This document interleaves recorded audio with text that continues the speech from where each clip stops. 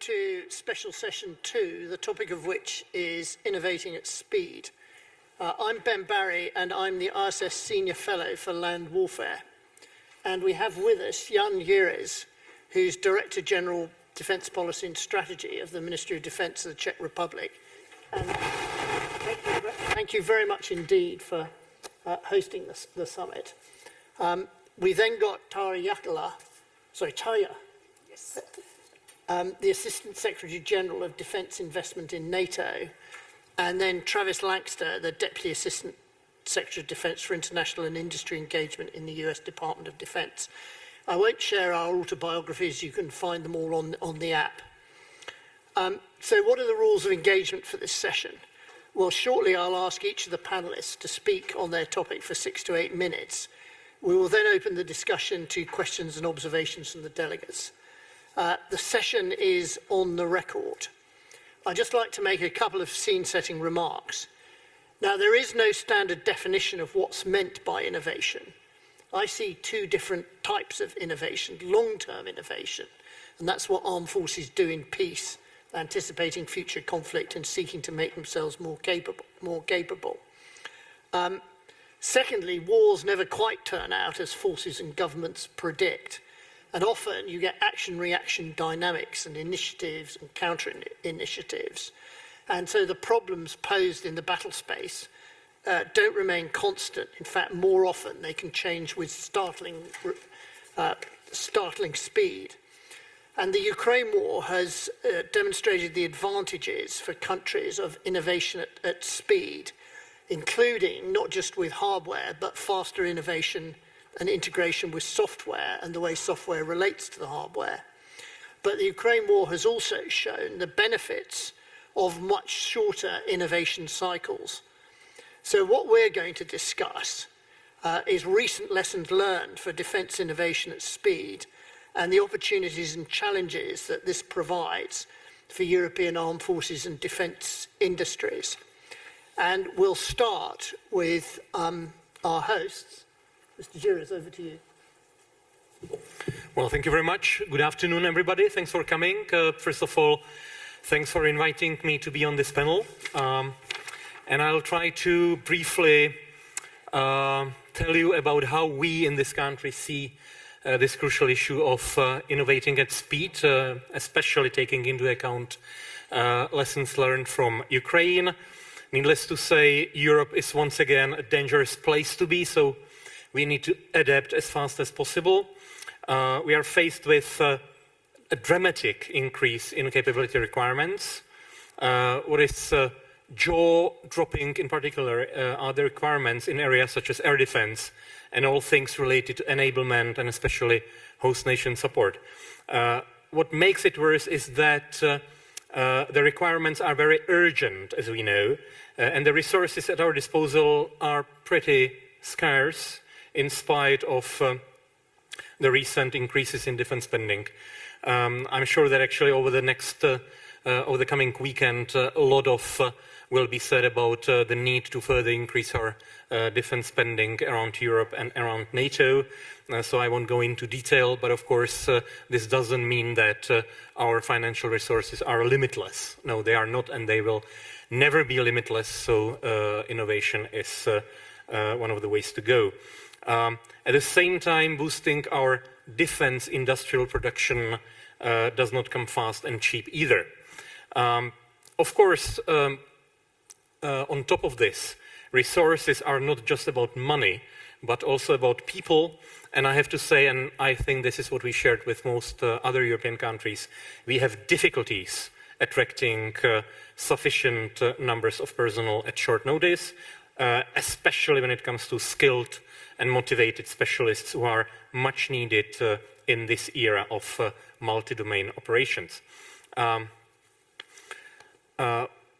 What's more, we can now expect even more pressure on European NATO allies to pick up significantly more of the overall burden in European defense. Again, we are meeting a few days after the US elections, and I'm sure that discussing the repercussions of this will dominate our discussions over next 2 days.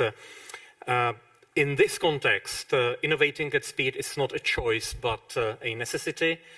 For us, innovating at speed has to be, in our opinion, centered around the 3 following lines of effort.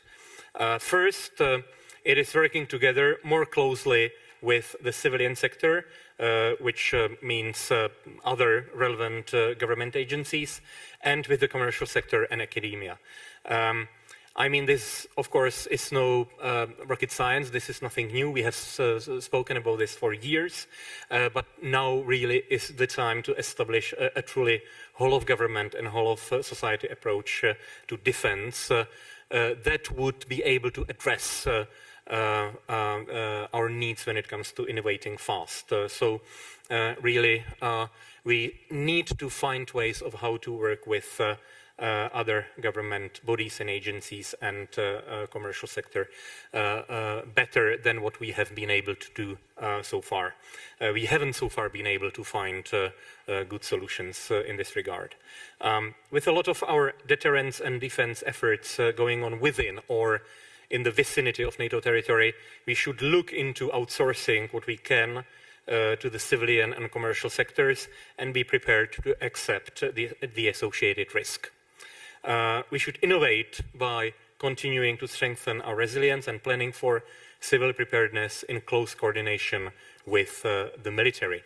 The second point, or the second line of effort, is working together more closely with allies and partners internationally. We have to look at things like logistics and enablement and host nation support as collective endeavors and set collective requirements in NATO and secure collective funding where it makes sense. And the Czech Republic has been very vocal in this regard in NATO and in the European Union over the past couple of years. In the absence of collective funding, we should continue to explore collaborative opportunities in procurement and seek economies of scale. In doing so, we should be able to tap into a truly transatlantic market and make sure that European defense industries are not prevented from taking loans on the ground that they are allegedly unethical. We can innovate at speed by grouping what forces and capabilities we have into larger multinational formations in accordance with NATO force model, with NATO's new operational plans, which in turn drives much needed interoperability. The Czech Republic, for example, is affiliating its combat brigades with multinational division northeast in Poland, as well as with the German military. Interoperability is of course a matter for militaries, but so far not so much for defense industries that naturally compete with each other. And this is why standardization and interchangeability are crucial. And to put it bluntly, we must be able to force the defense industry to deliver interoperable products. The practice in which actually each small arms producer, because most our small arms producers are actually small at the end of the day, deliberately produce things and equipment that is not interchangeable in NATO collective defense and deterrence efforts. This practice must stop. Having our forces and HQs assigned to specific plans provides the opportunity to rationalize their structure and potentially free up some of the precious human resources. And third and finally, what we need is to work together more closely across domains. We have to innovate by expanding outside of the traditional land and air domains and go into space and cyberspace, where we can pose dilemmas to our adversaries. Space or outer space, for instance, is no longer the domain of large allies only. Mid-sized nations such as the Czech Republic can contribute as well. And this has helped develop expertise, for example, in imagery intelligence and space-based Earth observation. Multi-domain operations and the observations from the war in Ukraine show us where to harness new and emerging and disruptive technologies. Acquiring and integrating sophisticated technologies and solutions such as F-35, important as they are, is no longer is a longer-term and expensive endeavor. At the same time, there are solutions to look into in the shorter term, and solutions that are cheaper and more expendable, like large quantities of multi-purpose 3D printed drones, for example, that could go a long way in informing and protecting our troops on the battlefield at very small cost. Other examples that we in the Czech Republic are acquiring or exploring include intelligent anti-tank mines, loitering munitions, and others that have potential to free up our resources. In conclusion, the situation is dire and the requirements are overwhelming, but if we think of them more as desired effects and less as just platforms or weapon systems, we can find innovative solutions quickly. Innovating at speed is an urgent necessity. It has to be understood not just in terms of exploiting new and emerging technologies, but also in terms of adopting new approaches to the existing solutions and technologies, including tapping into the whole of society approach, as I said, collective and collaborative approaches, or the multi-domain approach. To summarize, we urgently need to abandon some of the old orthodoxies, which are simply hurdles to what we need to achieve in defense, and quickly. I would emphasize maybe three things, some of them I've already mentioned. First, get rid as fast as possible of the ESG madness in defense industry. We need to be able to secure funding for our defense industries, both private and public.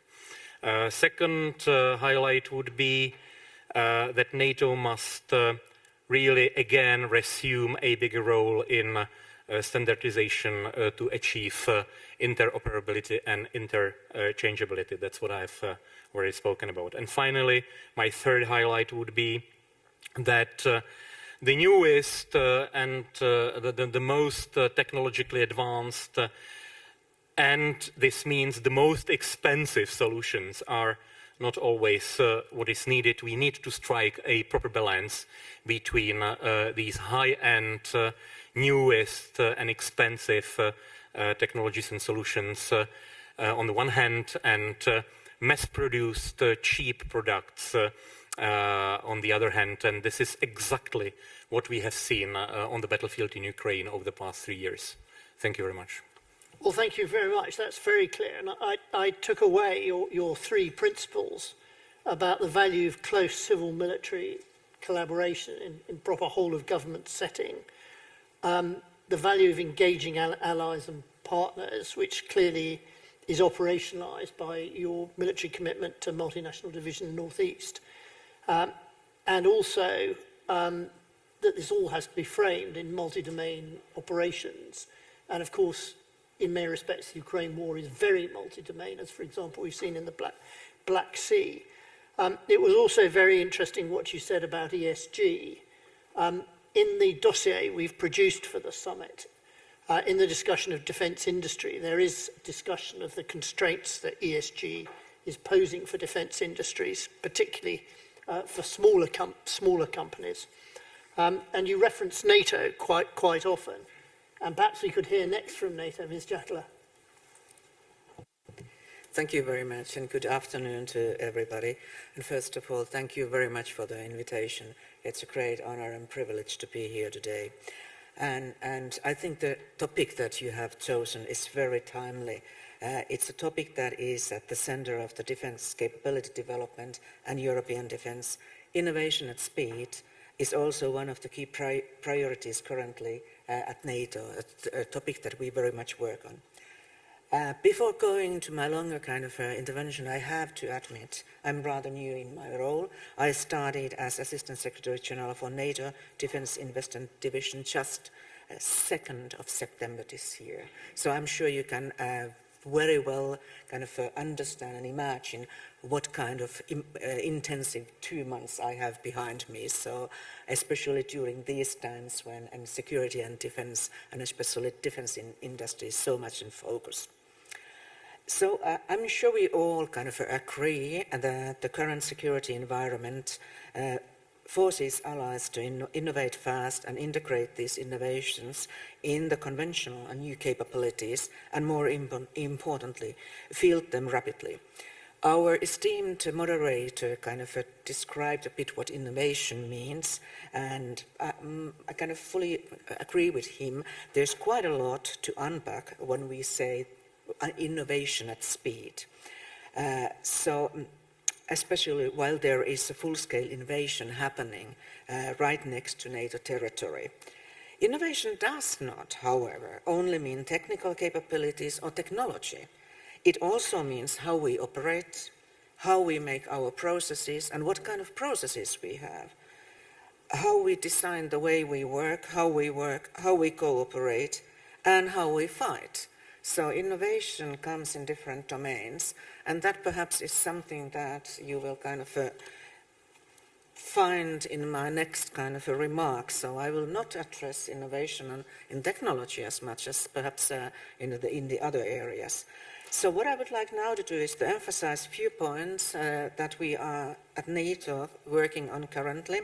So when we talk about innovation, of course the key role for innovation is to support our deterrence and defense. So firstly, we need to ensure NATO's technological edge and military superiority in the more challenging security environment that we have at the moment. This is why we now need to not just to innovate, but innovate at speed and adopt rapidly new solutions. Innovation does not mean only technology. As I said, it means processes, it means how we work. So, for example, just last month, NATO released its digital transformation implementation strategy. It sets out to support our digital transformation, how we adapt NATO command structure for the information age, and how we adopt and integrate new technologies to make us more agile and our forces more effective. At the core of this strategy is the enablement of multi-domain operations, a topic our esteemed first speaker also addressed. This can only be achieved if new technologies allow enhancement of situational awareness, orchestration of operational effects, risk management and mission assurance, adopting new capabilities, aggregating data, bolstering security and protection of data. So NATO is taking steps to achieve this, for example, by integrating new technologies to its surveillance and control capability. The Alliance Future Surveillance and Control, shortly AFSC. By the way, what I have learned during the past 2 months is that NATO really loves acronyms. So there is an acronym from everything, and sometimes one acronym with double meaning, so it's sometimes a bit challenging. So this program aims to have a revolution when it comes to NATO's capabilities by 2035. AFSC will incorporate AI, big data, advanced sensors, and unmanned systems to create a dynamic, interoperable, and resilient system of systems. It will be the biggest investment programs of NATO ever to replace the phasing out current AVAX. NATO also has an important role as a facilitator, convener, and standard setter. We give strategic guidance to our research and development, our science and technology establishment. We can direct them. We can invest in them, money, time, and human resources. They generate ideas, invent new things, open new doors. And then we have mechanisms to develop new solutions and field them to the warfighter, and to standardize them, as one of the main NATO deliverables is the interoperability of our forces.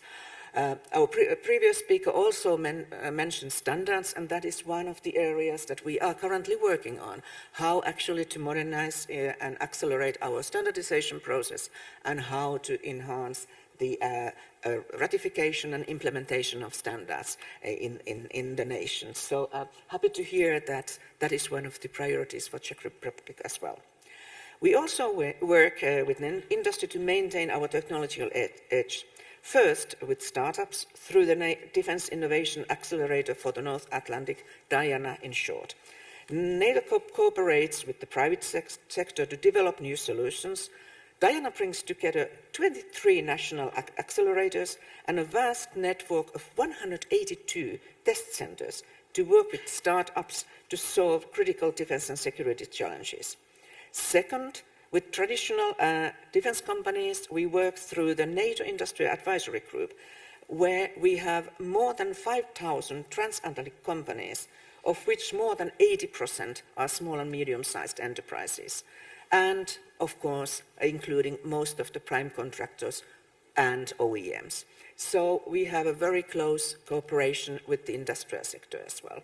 We also set standards, as I already mentioned, but also on the ethical use of new technologies in defense. We call them principles of responsible use. We want to adopt new technologies quickly, but also in line with our democratic values.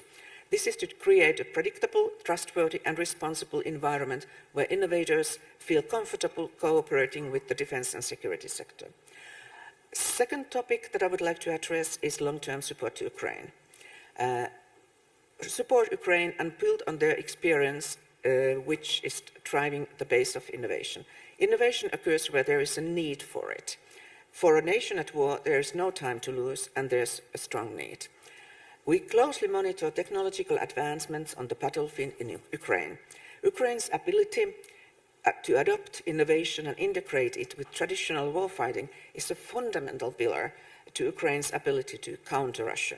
Innovation at speed for Ukraine has meant that the defense industry now for manufacturers for immediate use. For example, Ukrainian company Zvork has created a decentralized network of audio sensors and machine learning system that uses AI to locate Russian air threats. Ukraine company Drone UA has started to develop an anti-drone rifle at a lower cost than from abroad. And Ukraine has developed national capacity to produce 4 million drones annually. Very remarkable outcomes for a country in war. These are remarkable domestic developments, but we must continue to support Ukraine in the long term as well. At the Washington summit, NATO decided to launch new innovation initiatives with our Ukrainian partners. For example, the NATO-Ukraine Innovation Cooperation Roadmap, through which we develop a two-way cooperation on innovation. So we work to support Ukraine in long term, and also this means work to prepare Ukraine for NATO membership. And also at the Washington summit, we adopted the NATO Industrial Capacity Expansion Pledge to set out how to increase our capacity, including to foster defense cooperation with the Ukrainian defense industry to the fullest extent. So what I would like to emphasize is that NATO's key messages to industry is our allies will continue long-term procurements both for Ukraine and for their own defense. Irrespective of Ukraine's situation and Russia's brutal war in Ukraine, our long-term procurement needs result from our defense plans also, and allied capability needs that are no more extensive than before the invasion.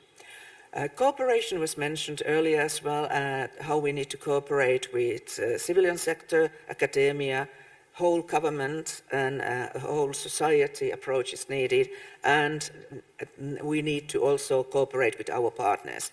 And that is one of our priorities at NATO as well. European security does not exist in isolation. It has transatlantic implications, and it has implications to the security of other regions, including the Indo-Pacific. Shared threats require shared solutions.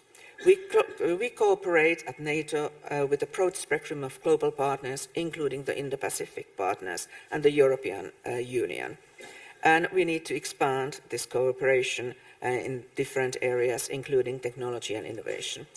So I think it's time for now for me to conclude. And to conclude, as I would like to emphasize that innovating at speed means that we are using all of our resources that our free society provides to rapidly improve our defense capabilities. We need to be ready for the dynamic 21st century challenges. If we do not act now at speed, we will risk that NATO will lose its technological edge, and that we cannot allow. How then we are going to maintain our technological edge? We need to rapidly adapt and integrate new technologies into our capabilities.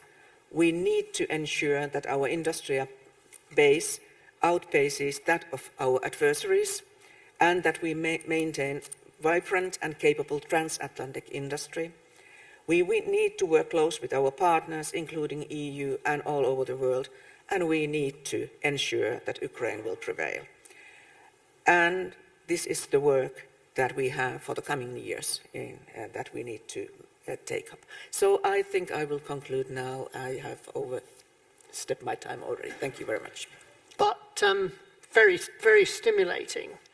I took away your final point that NATO's collective industry must outpace Russian industry, which reflects an interesting discussion we had at the launch of our dossier.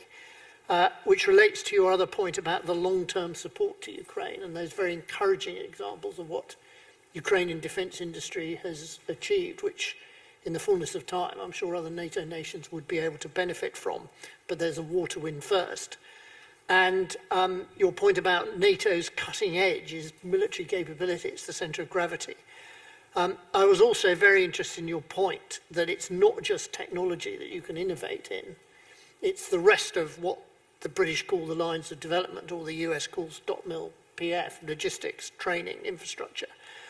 And when a new threat is presented, often technology can't come on time immediately. For example, I was served in Northern Ireland where the terrorists introduced a bomb based on a new technology.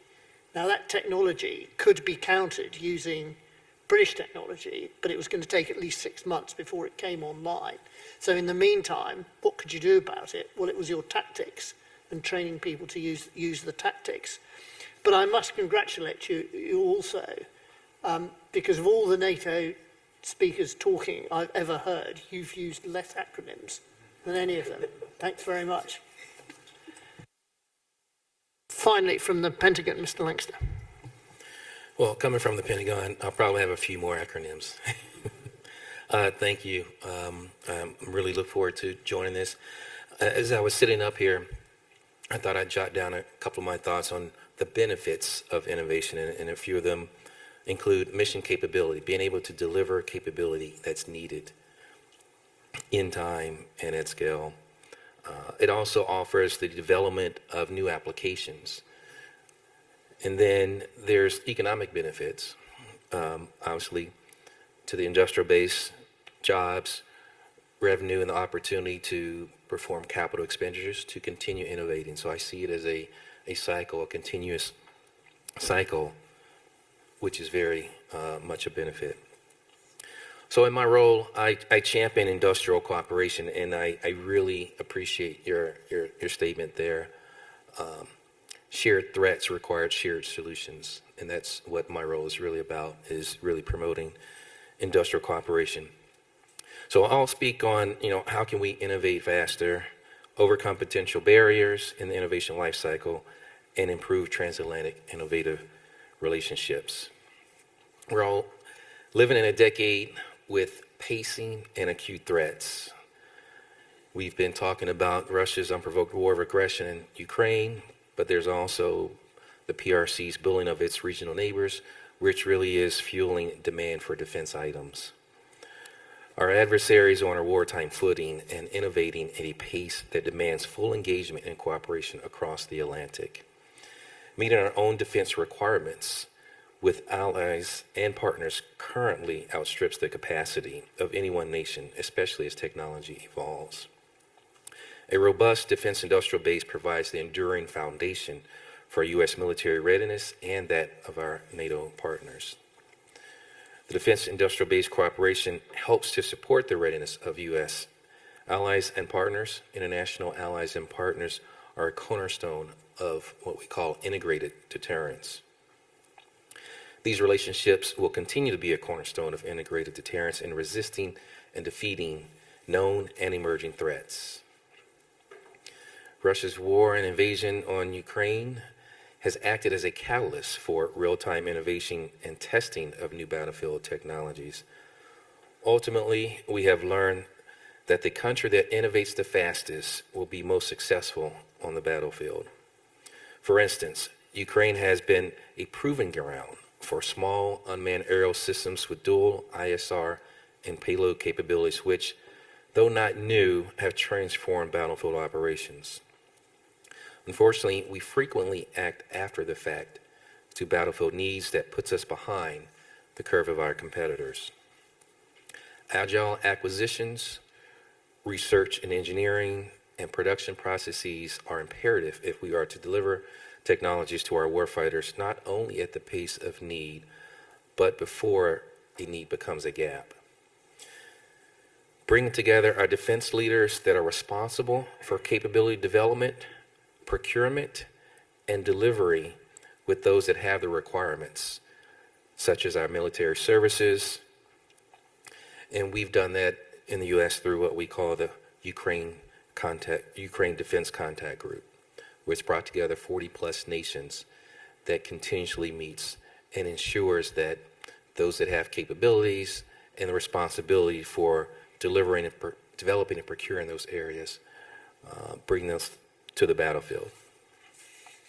So I see three challenges to our ability to transition into a rapid innovation force: entrenchment in the acquisition status quo, traditional research and engineering efforts, and an unprecedented defense industrial base. Traditional acquisition frameworks can sometimes favor long procurement and development cycles with a nod to traditional suppliers. And to this point, I'd like to acknowledge my U.S. DoD colleagues from the Defense Innovation Unit. Happy to see you guys here to represent something different in addressing these acquisition challenges.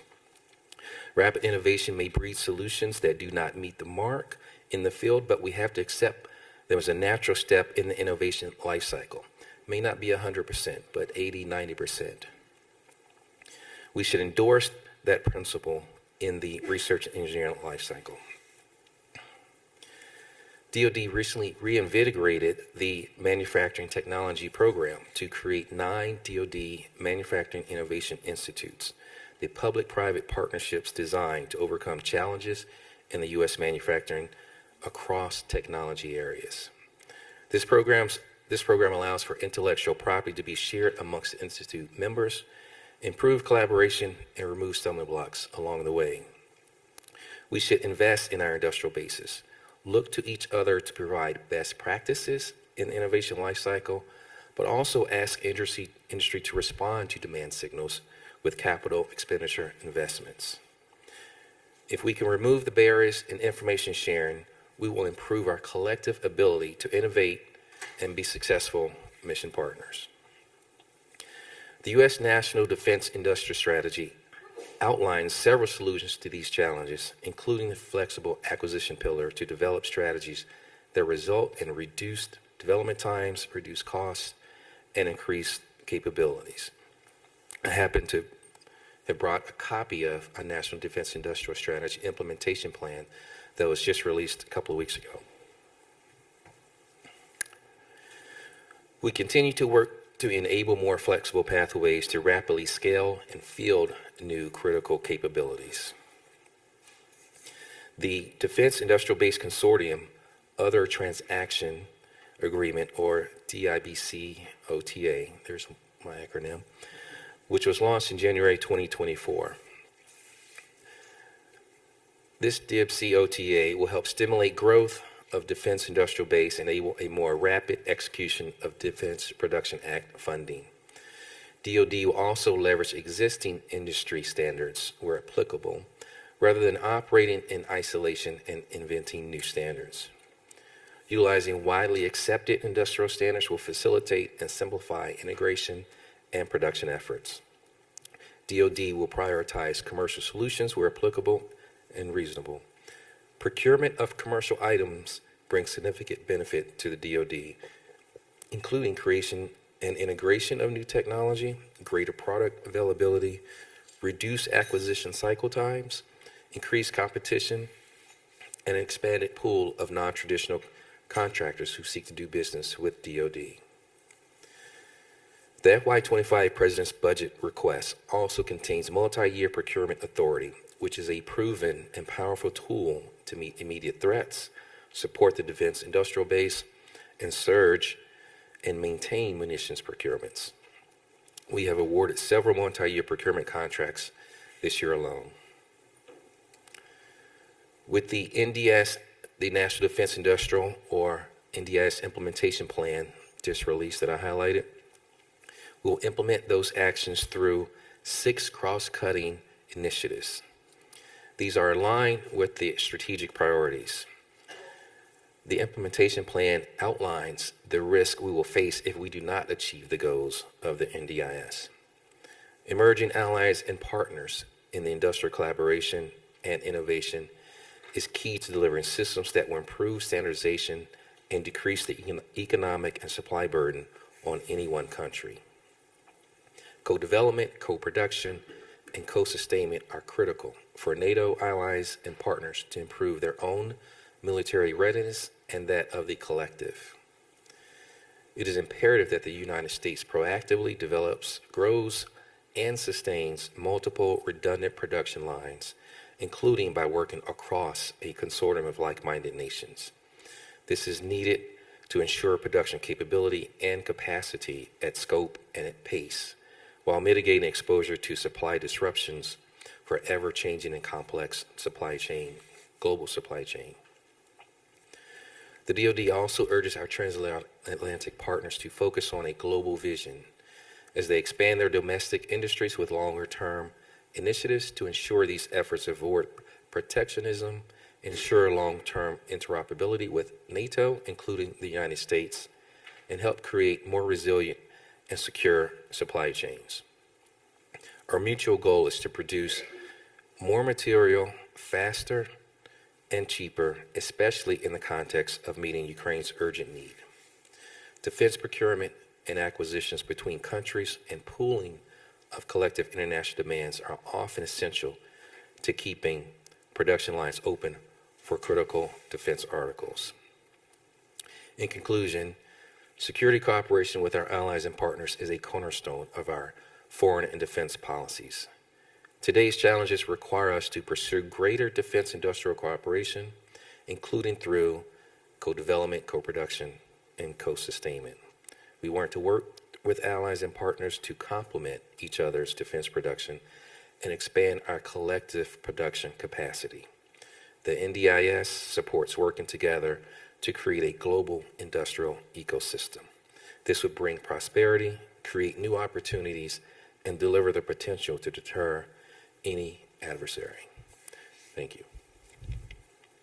Well, thanks very much. I took away quite a lot from that, and there's also a sense of how much overlap there is between the three speakers, but particularly that get it right, innovation gives you economic benefits, including value for money. It was interesting, your point about the value of an 80 or 90% solution now, rather than a 100% solution, say, 3 years down the pipe. And the importance of transatlantic cooperation and, sharing values, many of which were articulated by the 2 previous speakers.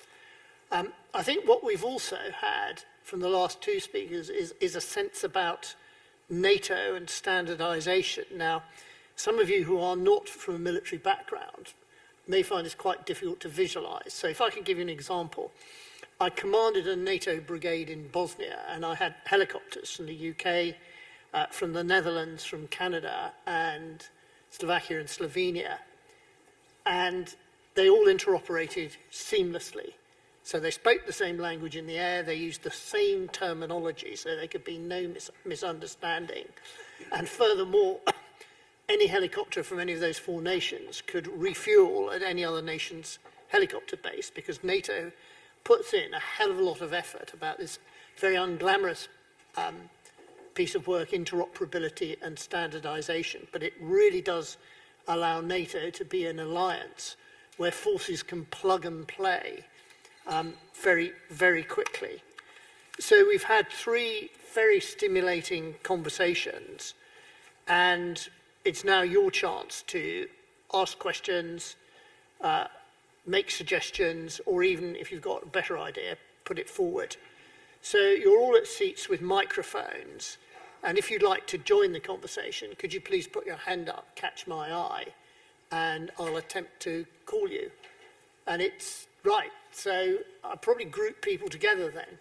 Perhaps if we start on the right, the gentleman at the front in the white shirt. It's me. Okay, thank you very much and good evening. And I'm Jiří Šediv, I'm Chief Executive of the European Defence Agency, and we have defence innovation is in our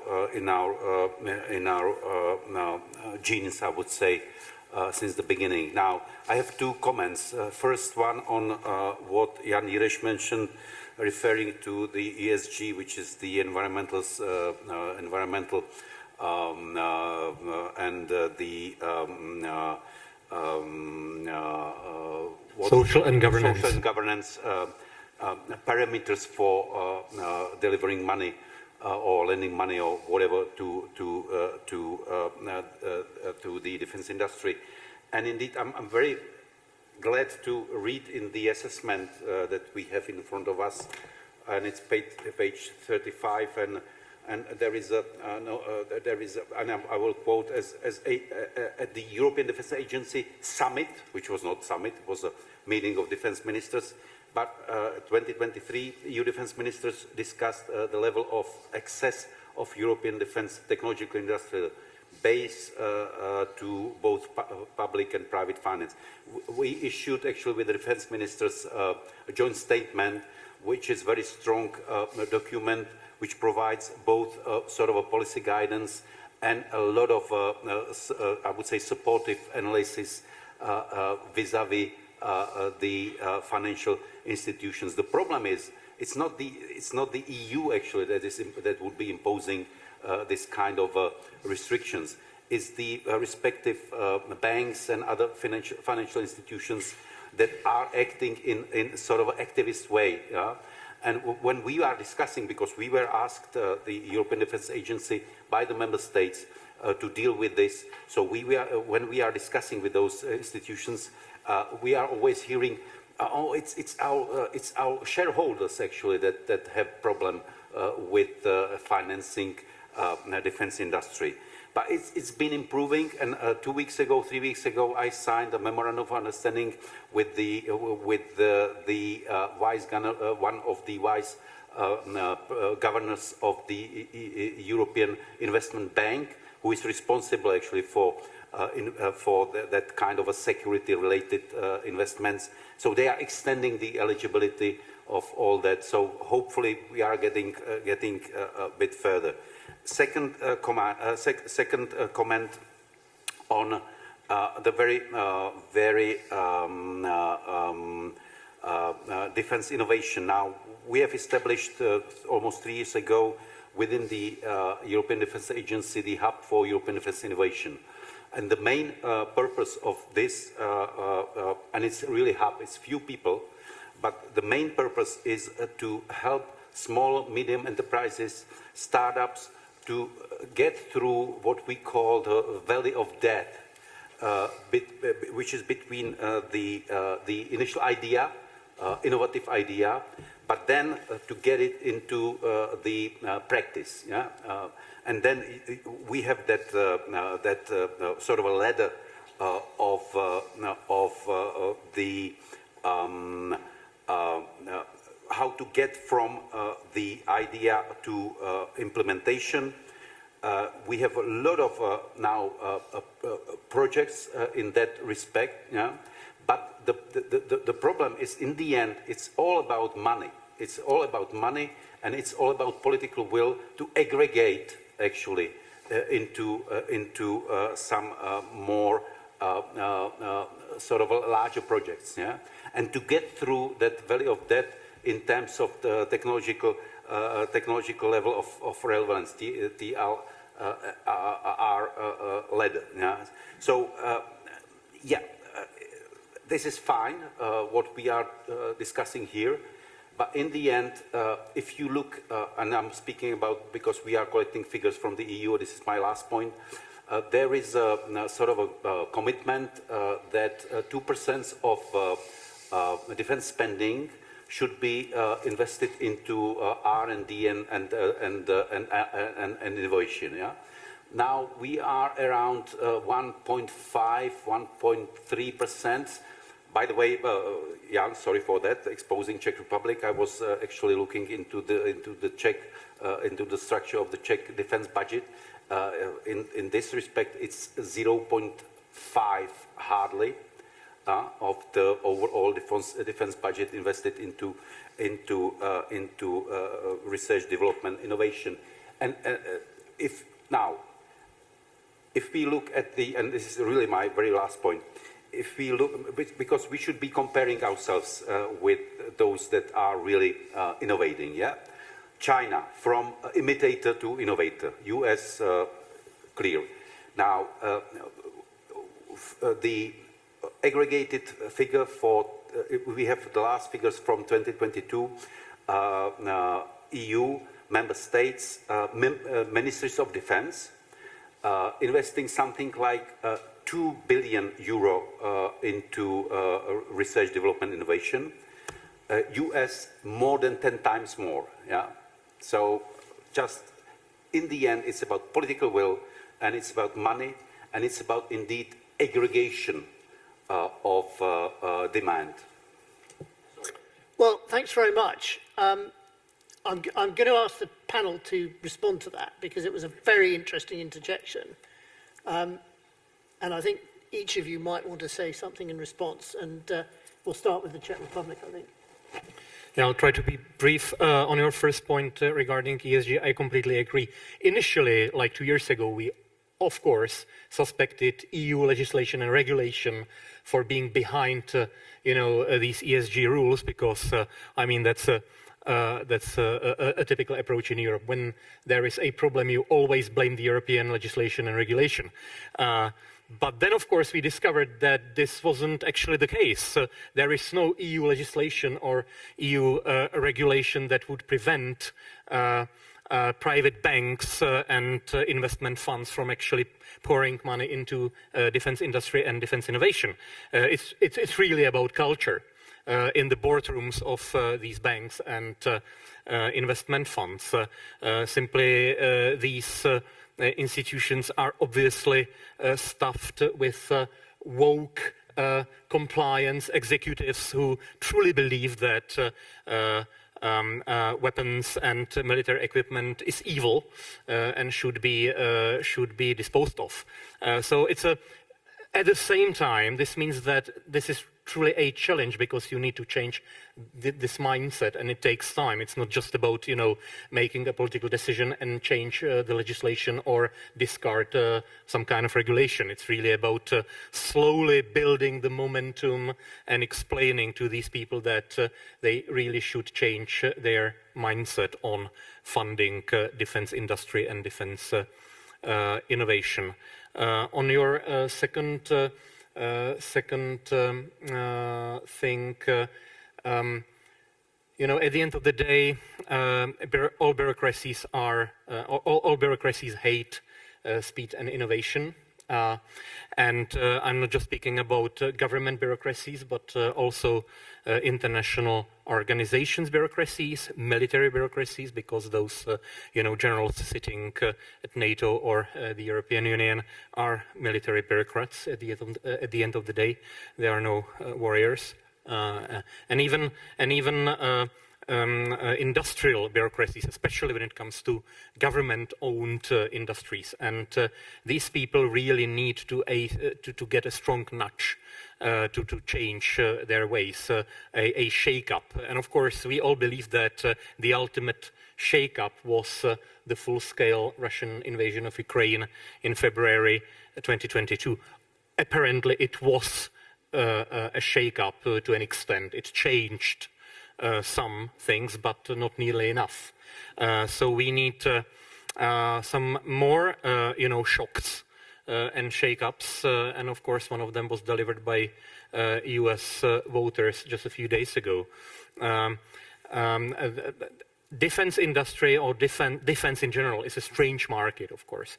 It is a market to an extent, but a very strange market because of the nexus of completely different types of actors, governments, businesses, militaries. We have seen what the Chinese actually managed to do in the automotive industry when it comes to the speed of innovation and product development. In German car industry, we all know that actually the typical innovation cycle or product development cycle was 8 to 10 years. The Chinese now actually shrinked that period to 18 months. Ukrainians managed to do the same in defense technologies and when it comes to introducing military equipment and technologies into the practical use on battlefield. So we need to do the same in general across the transatlantic area in our defense. Thank you. NATO? Indeed, very, very interesting comments. And what I have kind of observed is that still the financing is let's say, a critical topic for industry. Not so much for the big primes or big OEMs, but definitely with those companies who are in the supply chains and who are smaller ones. And here we talk about two types of financing. We talk about the equity and we talk about the project financing. And equity part, so private investors, venture capitalists seem to be more interested now to invest on defense because this is very fast growing industrial sector. But when it comes to project financing, which of course the companies as well need, there seems to be the challenge, and with the banking sector as well. So there the taxonomy and the ESG still kind of matters. My personal comment for during years has already been that if you say that defense industry is not sustainable, if we wouldn't have defense, we wouldn't even talk about sustainability and environmental values, not necessarily. And we cannot defend without defense industry. Defense capabilities, the weapon systems, the platforms, the fighters that our industry produce are key in our defense capabilities. That is one of the aspects when it comes to the finance. So then talking about the valley of death, this is of course issue that we have discussed, I think, past 15, 20 years. So how actually the innovations become industrialized and end up as either part of our capabilities or end up in new systems. And here I see a couple of topics that perhaps have been not yet addressed. One of them is how do we actually attract those civilian companies who are innovative, who, let's say, apply new technologies to work in the defense sector as well, which is sometimes even still considered bureaucratic, slow-moving, and also very kind of heavily regulated, which of course is the fact. We have a monopoly market here, so it's not a normal market when we talk about defense market. And also the question about the small and medium-sized enterprises, startups that often innovate also in the dual-use area. So how do we get them on board of the big primes and OEMs so that their innovative solutions then end up being part of the capabilities that we field to our military? So this is a discussion that has been going on long, but I think it's time now for us to start finding solutions also, because we really cannot anymore wait, and we have a kind of a rather critical situation in our hands. So we need to be able to field new capabilities faster than earlier. Well, I'll comment on your second point there related to companies getting over the valley of death, only because I've lived it. I worked with a small aerospace and defense company back in the late 90s. At the time, it was 30 people in the company. We were trying to figure out how we're going to grow a company to have a revenue of $1 million About 5 years ago, we sold the company for $700 million. So I know the struggles there, and it absolutely requires just being able to be introduced to the problem set within the defense community, being able to partner with the traditional primes. I would actually encourage you to speak with my colleagues from the Defense Innovation Unit. We were just talking about getting over the valley of death right before this panel session. The other opportunity is being able to mature that technology such that it's very applicable to the problem sets that we're talking about here today. And then ensuring that our defense institutions don't put up artificial barriers for those small and medium companies to be able to succeed. It really is, once they get just a small amount of funding, the work that they can do and innovate and continuously innovate, it really goes a long way. Thanks very much. We also need to accelerate the pace of the meeting because we've only got half an hour left. And although I'm very grateful for your lengthy intervention, sir, we need to have as many questions and points from the floor as we can, but put as crisply as you can, please. So could you confine yourself to one point or one question? And I'll group the questions together in a group of three, and I'll start with Dominic Nichols over there. Well, thank you. Dom Nichols, Telegraph from London. Innovating, all for that, but why? Why do we need to innovate? Surely that allows us to hide, and isn't incremental development of affordable mass the real lesson that's come out of Ukraine? For those of us luckily not in direct contact with the enemy, making the Mark IV widget slightly better than the Mark III at a price point that we can have a lot of them, surely that is better than trying to recreate physics. Mr. Langston's just said there about how to get across the valley of death. That would be the biggest innovation right now. And I think, are we not chasing something that is lovely, trying to break physics, but actually what we really need is mass, and we are hiding behind innovation and not funding our defence properly. Thanks, Dominic. And the lady in the front. Sure, hi. Related question. My name is Ellie Cook, I'm from Newsweek. So there's been a lot about NATO watching the innovation in Ukraine, but a lot of the messaging coming out of Ukraine at the moment has been that sophisticated, technologically cutting-edge drones from their backers are actually not effective, and they're not working, and they're too expensive. So how do you reconcile this push for the new, the technologically advanced, with what we're actually seeing on a battlefield against Russia? Thank you. Thanks. Quite an interesting overlap with Dominic's previous question. I think there's a gentleman with a white shirt at the back. Yeah. Yeah, thank you. Madam Secretary, I have a question. Thank you for your comments on innovation. The European Commission has issued a regulation on artificial intelligence, basically interfering or basically not allowing robotics, face recognition, and robots which can shoot and kill. This will.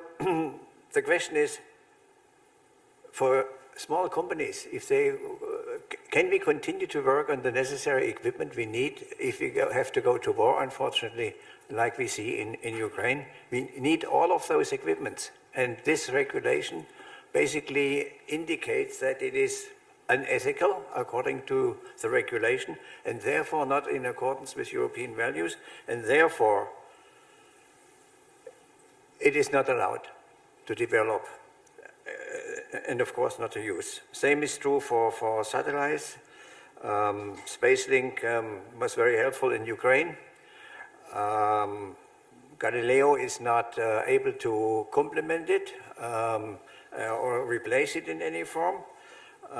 So my question is, the United States has a lot of satellites in GPS and other military applications for secret surveillance, which is okay. So my question to Travis is there a competition between SpaceLink or a coordination or cooperation, or what is it? Can you wind up now? Because you've actually had two questions. I did stop, sorry. Okay, could you say who you are? Kurt Laug, I have been member for many years of the IISS trustees.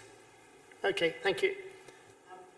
Well, I think we'll start with NATO because you asked a specific question about ethics, and you did mention ethics in your excellent opening remarks. Yes, I did mention ethics, but I regret to say that I didn't fully capture the question, and I'm representing a NATO, not EU, and you were referring to an EU regulation, which I'm not that familiar with that I would be able to comment. I do have to apologize for this, but you had a very, very specific question, and you seem to be extremely knowledgeable. So I'm sorry, I didn't capture your question. Just very briefly, the EU would not allow the innovation you are proposing.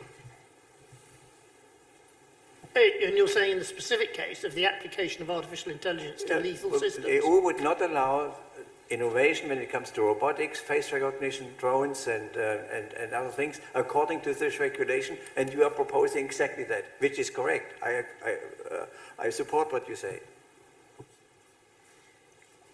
Well, if you want to have time to consider your remarks, I'll ask the other... I can reply immediately now. I'm sorry, I'm not familiar with the regulation, therefore I'm not able to comment your question. I'm a bit kind of not knowledgeable, so sorry for that. I'll comment just to let you know what DoD, when it comes to AI, we certainly value the potentials there, but we also recognize the potential challenges. So we've established an organization that's focused on AI, but it's focused also on the principles of utilizing AI and the best practices. And that includes working with international allies and partners, as well as competitors and adversaries. So we are pursuing the responsible use of AI. And I think you mentioned something about space. There is, I was previously in policy, and they're on the cusp of introducing an international space cooperation strategy, very similar to what we're talking about, allies and partners for things that are happening on the ground. US DoD very much values the ability to partner with like-minded nations when it comes to the utilization of the space domain. Thanks. Czech Republic. On a general note, I think we all know, we all feel that we now live in a jungle and we need to adapt our ways and means to the situation. And we, in many respects, must stop being squeamish about some of things that seemed like taboo a few years ago. They should not be treated as a taboo anymore, and that is related to all kinds of regulations and standards we impose on ourselves. To give you one example, what the lessons learned from Ukraine have shown is that, for example, cluster ammunition is something that, I'm sorry to say that, is something that should be reconsidered on the part of European nations. We may need such weapons. I'm sorry to say that.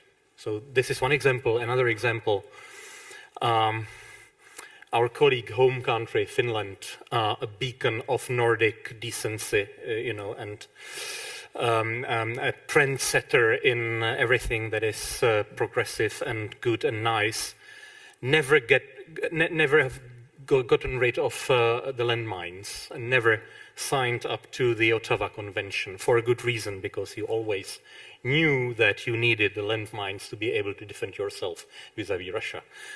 So we really, as I said at the beginning, we must stop being squeamish. Your question about the combination, the right balance between top-notch technologies and sheer iron and mass. Well, that's exactly what I alluded to in my opening remarks. It's up to our military advisors and experts to find the right balance the proper mixture between the two. But I think that this is really, and you are completely right, this is one of the biggest, most important lessons we learn from Ukraine, that when Western countries and NATO focused on or had the luxury of being able to focus on out-of-area operations of choice 15, 20 years ago in far-flung places, that required small mobile militaries. Yes, it was all about, top-notch technologies and the ability to employ them. It's a different world now. It's a paradigm change. And again, we see in Ukraine that the combination of top-notch technologies that will help protect our forces, that will help our forces to have as good as possible situational awareness, what is going on the battlefield and behind the battlefield. Yes, that's the realm of top-notch technologies, but that's not enough. It's necessary, but then it must be complemented by sheer mass of iron. And as I said, I mean, it's up to NATO planners and military advisors to figure out actually what the right combination, right balance between these two should be. I wonder, before we go any further, if I might actually call on the Chief Executive of the EDA. The questioner began with a statement that EU law bans the use of artificial intelligence and robotics in military technology. Is that your understanding? No. This is some misinterpretation. First of all, there is some sort of a guideline or guidance that was issued by the European Parliament concerning the combination of artificial intelligence and let's say those and inverted commas killer robots. Yeah. So there is no legislation in that respect. Indeed, there is a discussion, but this is a fundamental discussion for years, how to keep the human element, human control in the loop in terms of using those autonomous systems.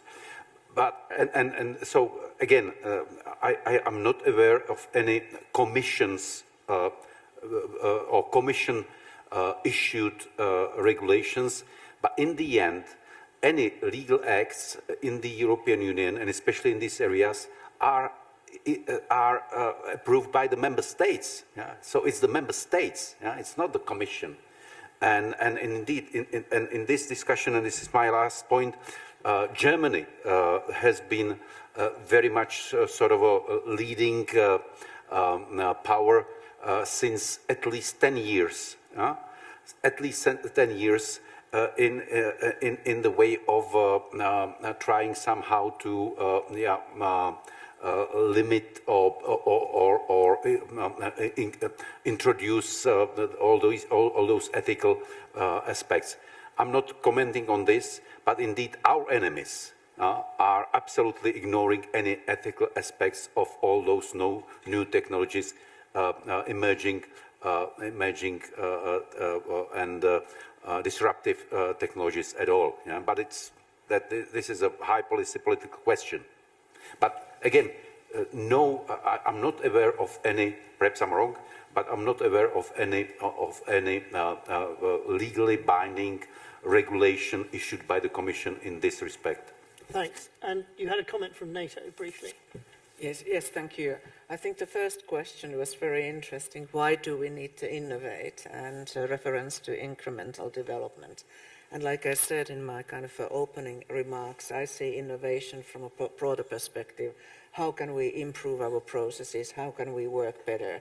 So it's not just a technological innovation that we are talking here about. And of course, the incremental development and innovation, I wouldn't see them against each other. We need both. In the longer run.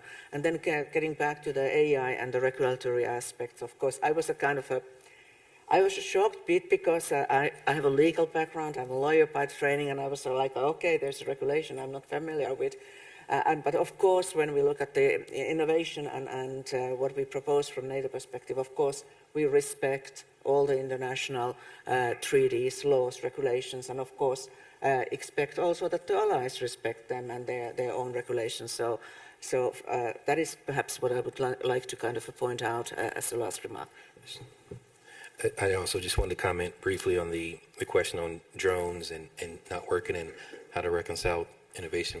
To me, that sounds like a demand signal to improve the capability to get ahead of what's happening on the battlefield. That's screaming for innovation. Okay, well, I'll take another salvo of questions now, and I'll start on the extreme right, gentleman in brown. Not far right, I hope. Stefan Löwenstein with Frankfurter Allgemeine Zeitung from Germany. Question to Mr. Langster. I wish to jump to a remark you made in the effect that partners and allies are a cornerstone of deterrence. Now, would you dare to predict how much of this stance would survive the political change the American people decided just a few days ago?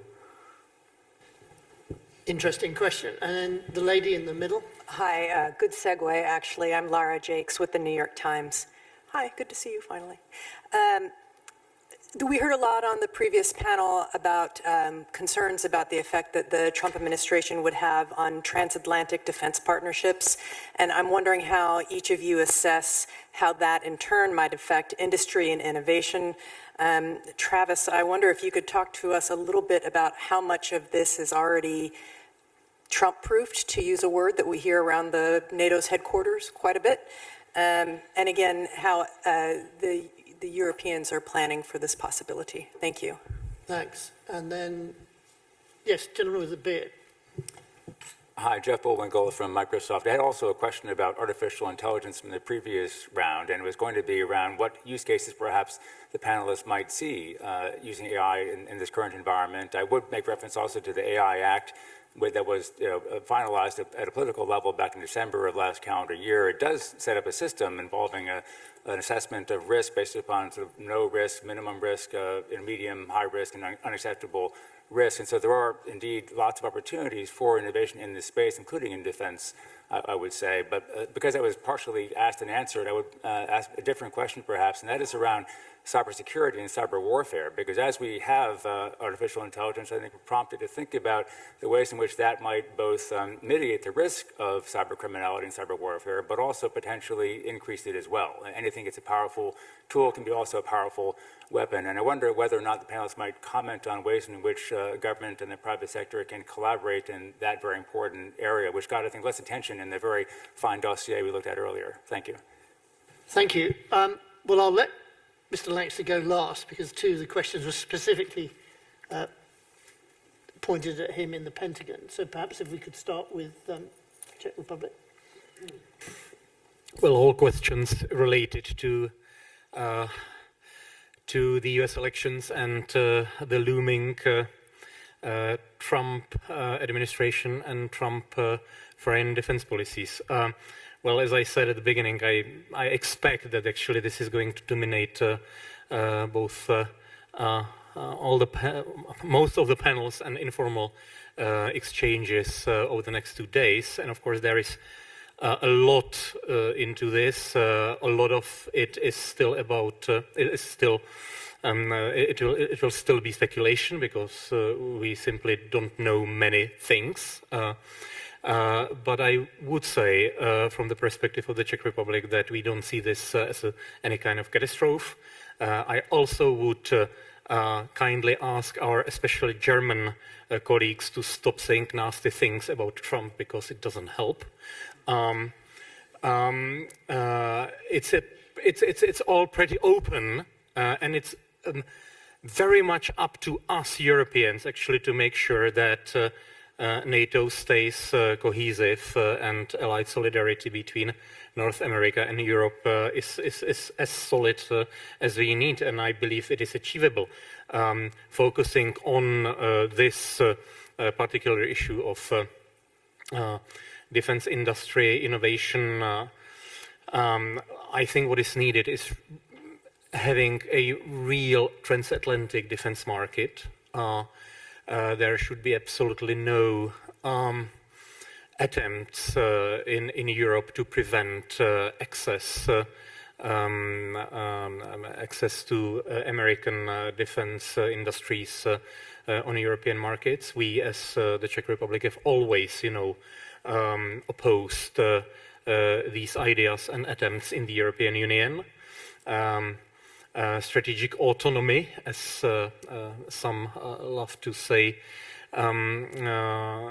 must not be at the expense of closing off European defense market from the rest of the world. And as I said, what we need is a genuine transatlantic defense market. And I believe that in turn, this will help foster a greater cohesion in NATO between Trump-led United States and Europe. I don't want to go into a sort of a brutish and simplistic notion of buy American in defense and all will be fine.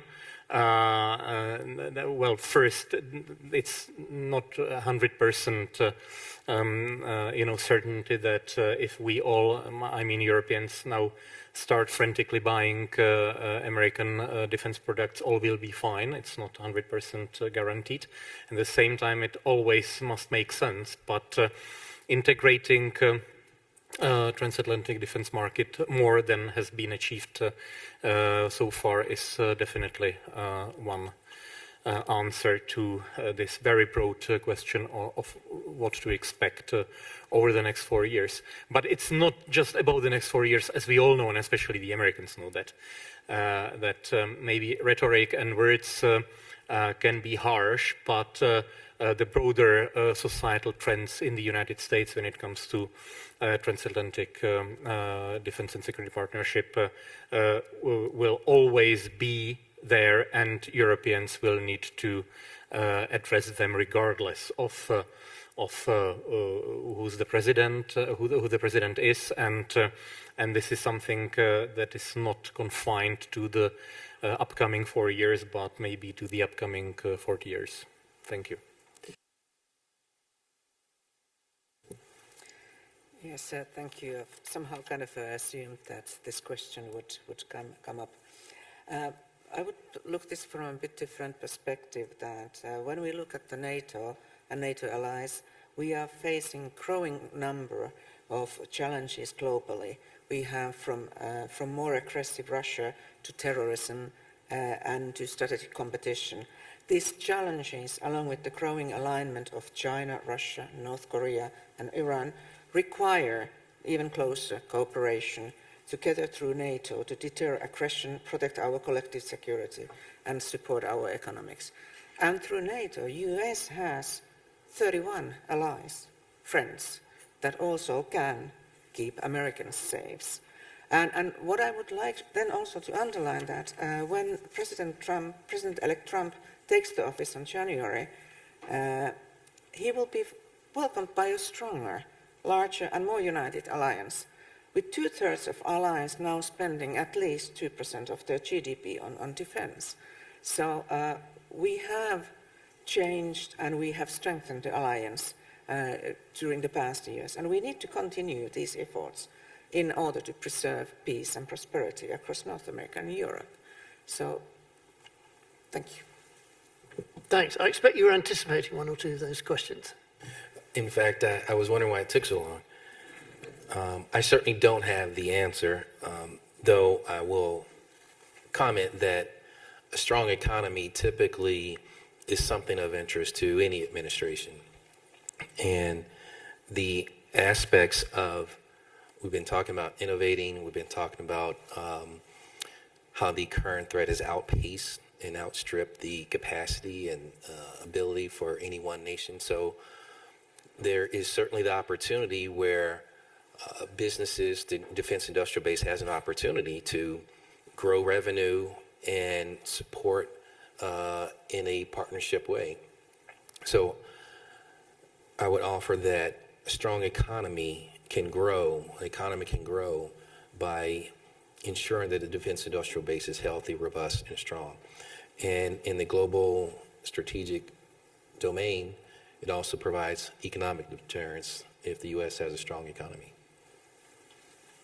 Thanks, very well put. We've got time for a couple more questions. Yeah, Dan Michaels.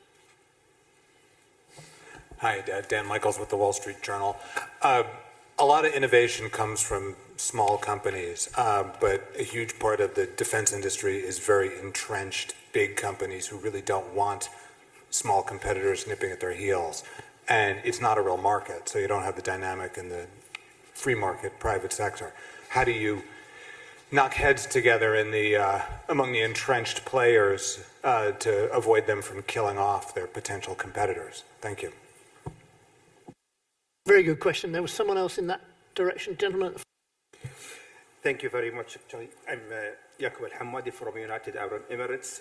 We are just to like to clarify something about the change of the futures, especially to Mr. Lancaster's emerging technology in general, AI, cyber, space, waivers. When we are going to see the certain procedure actually to secure our technologies, we are talking about the economic benefits, and we can work together as economic with the security. Is there a certain procedures for the export controls coming from the US, because you are leading the technology around the world now? And we'd like just to talk about the declarations, the AI declaration, which in the US as well. So if you can give more details about the declaration of the AI, please. Thank you. Well, thanks very much. Have either of you got any response on those last two questions? Mr. Lancaster? I'll start with the last one. I appreciate the question, and I absolutely recognize the challenge on the AI. I'm just not familiar with the AI declaration, and so I would offer that you reach out to our team that's responsible for that. In terms of securing technologies and export control, that is absolutely an area that we recognize in this global geostrategic era that we are in, that being able to introduce technologies and partner in technologies and release certain technologies is a need, and we're certainly getting after that. There are certain partner arrangements that we've released, and AUKUS, for example, is one of those. And so we are certainly pursuing other regions where we can cooperate and have technology release. Again, utilizing regional partners, transatlantic partners, global partners to provide economic deterrence and in general deterrence. So it's certainly an area that should be continue to be addressed. And then there was the first question on entrenched players. I believe that was the question. Yeah, for me, again, coming from my previous life, it was certainly a struggle. Though there are organizations like the Defense Innovation Unit, the Office of Strategic Capital, this strategy here, flexible acquisition pathways is certainly been identified as a mechanism. And this implementation plan identifies specific initiatives to get after that. I also believe, just through my own experience, that being able to partner small and medium companies with the primes, they have the experience, the wherewithal, the know-how, and capability. So having the opportunity to bring some of those companies together with the primes, they very much appreciate and are driving innovation as well, coming from two different avenues to get to that same end objective. But it's partnering and ensuring that these flexible acquisition pathways are introduced to these small and medium companies. Right, well, I think I'll draw stumps there, but we're just going to finish off. And sorry, you've got... Sorry, maybe one short remark to the first question from the Wall Street Journal colleague. As I said very briefly in my opening remarks, we are now in the era of multi-domain operations, and of course, each domain of operation is slightly different and brings different challenges. Officially at NATO, we now have 5 domains of operation, obviously, including the 2 new domains of operation, which is cyberspace and outer space. And of course, everything is interconnected, and the very idea of multi-domain operations is that everything should be interconnected. But still, including when it comes to innovation, there are differences between the traditional domains of operation, I would say, and these new domains of operation. And there are so many examples that in the cyberspace domain and in the outer space domain, the room for small companies, startups, innovative little, enterprises, the room for their growth and opportunity is way bigger than in the traditional domains. Obviously, I mean, producing a tank or a jet is really and will always be dominated by these huge, conglomerates in defense industry. In contrast, when it comes to unmanned systems, when it comes to all kinds of technological solutions in cyberspace and outer space, it is the environment there, or the situation there, is way more balanced. And I can tell you that actually in this country you would probably never expected that, but in this country there are dozens and dozens of small enterprises, startups, dealing with space technologies and cyber technologies and unmanned technologies that are globally competitive. We only need, as a nation and as NATO, to find appropriate instruments actually to support these small innovative companies in these new domains of operations, and find ways of how to support them. Of course, NATO has now the NATO Innovation Fund and other instruments. I just wanted to say that there is really a difference, and even small nations and untraditional nations, technology-wise, or how to put it, can because these domains are so disruptive in themselves, they can establish these non-traditional countries can establish themselves as actually leaders in some of these innovative technologies. Well, thank you. We're almost out of time. What I'm going to ask each of the three speakers to do, and I haven't warned you about this, for which I apologize, but could you conclude by saying what one thing can an organization do to make itself more innovative? It can be anything. It can be from your experience. It can be from examples. But what's the one thing that an organization should be doing to make itself more innovative? And actually, I'll give you a real example that I've studied, and that's bureaucracies, because bureaucracies can tend to settle into a stasis and they can lose the sense of urgency. And there are two really good examples from the Iraq and Afghan wars. One is the British Ministry of Defence, where the independent inquiry into Iraq criticised it for failing to develop protected patrol vehicles quickly enough, because it was not clear who was responsible for identifying the requirement. And bureaucracies love to become unclear, but it's a ruthless clarity. And the second thing I'd really commend you, if you want to read one thing about innovation at speed, it's in Robert Gates's autobiography. There's a chapter called My War with the Pentagon, which sets out how he basically had to bully the Pentagon and service bureaucracies into actually moving fast enough to deliver things like mine resistance, ambush protected vehicles, and enough casualty evacuation helicopters. So that's my personal factor. And thank you for indulging me. And we'll now go in a reverse order from the way we've been going all afternoon. Mr. Lankster first. One thing that I would offer is take risks. When you're pursuing a particular capability, focus on a particular gap area or a need, mature that capability, take risk, push it to the edge. Thank you. NATO?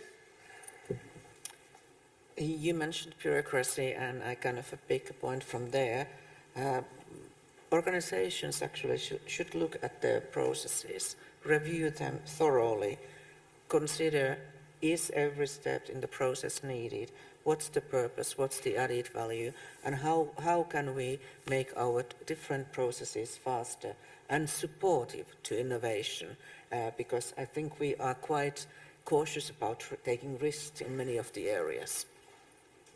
Thanks. And the Czech Republic. And thank you again for hosting the event.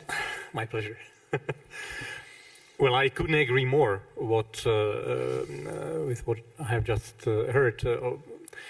If you ask for one thing that if I could, I would introduce to bring immediate impact, that would be really slashing all those barriers and regulations that create artificial divisions between us bureaucrats and governments and the private and commercial sectors. Of course, you still need rules so that there is no corruption, for example. But when it comes to innovation, we really need to think of how to bring those two so far different worlds closer together. Just to give you an example, I'm so, as a government official, I'm so constrained by the existing rules and legislations that I'm unable, essentially, to hire young, clever people from the commercial sector. I won't be able to pay them, and that's just one example, that we need to address. Simply making the two bubbles, more connected, and that means being, for example, as I said, able to tap into the commercial sector for bright people that could be employed at defense ministries, for example. Well, thank you very much. We've had a really stimulating afternoon. With lots of interesting conversations and far too many points for me to summarize. And I think it's a subject that all of us at the front here are passionate about. Indeed, I can say I've seen people's lives saved on operations as a result of technological and tactical innovation. And I'm sure there'll be plenty of impetus to continue the conversation over the summit afterwards. But would you all join me in thanking the speakers?